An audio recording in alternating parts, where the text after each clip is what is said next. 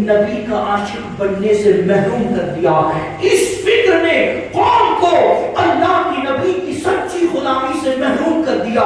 وہ غلامی جس کے نتیجے میں یہ قوم دنیا کے اندر سلطانی کر رہی تھی، یہ قوم دنیا کے اندر بادشاہی کر رہی تھی، لیکن جس دن سے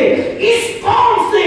یہ فکر چھین کر ایک نئی فکر ڈال دی گئی کہ وہ ہماری طرح تھے، وہ ہماری طرح تھے، اللہ کی عزت کی قسم جو قوم کل تک سلطانی کرتی تھی آج وہ قوم دنیا کی ٹھوکروں میں اڑتی ہوئی نظر آ رہی ہے۔ جو قوم دنیا کے سر کا تاج تھی آج وہ قوم دنیا کے لیے جوتیوں کی حیثیت میں تبدیل ہو چکی ہے۔ کیوں؟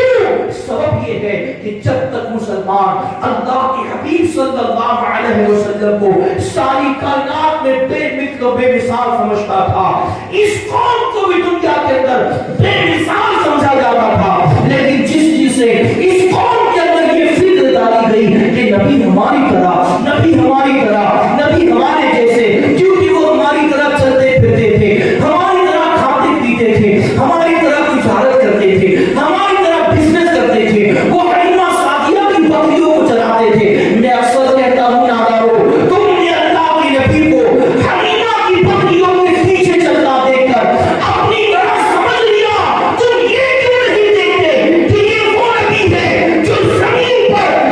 حلیمہ سعدیہ کی بکریوں کے پیچھے چلتا ہے، لیکن جب آسمانوں کی سیر کے لیے جاتا ہے تو جبریل پیچھے رہتا ہے اور نبی جبریل کے آگے آگے چل کے کائنات کو پیغام دیتا ہے کہ حلیمہ سعدیہ کی بکریوں کے پیچھے چلتا دیکھ کر مجھے اپنی طرح مت سمجھنا، اس لیے اس سدرۃ المنتہا پر جبریل رک کر اس بات کا اعلان کر رہا ہے کہ میں جبریل ہوں، میں سید الملائکہ ہوں، میں فرشتوں کا سردار ہوں، باوجود میں محمد کی طرح نہیں ہوں۔ سبحان اللہ۔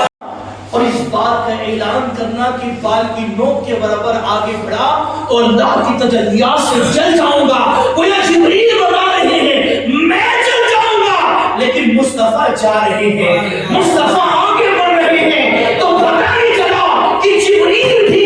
مصطفیٰ کی طرح نہیں ہے، جو فرشتوں کا سردار ہے وہ مصطفیٰ کی طرح نہیں ہے۔ تو محلے کا امام حضور کی طرح کیسے ہو گیا؟ آج کا مولوی حضور کی طرح کیسے ہو گیا؟ دو چار آیتیں پڑھ کر اپنے آپ کو علامہ اور فہامہ سمجھنے والا حضور کی طرح کب ہو گیا؟ اللہ کی عزت کی قسم اس کائنات میں حضور کی طرح اللہ نے کسی کو پیدا ہی نہیں کیا۔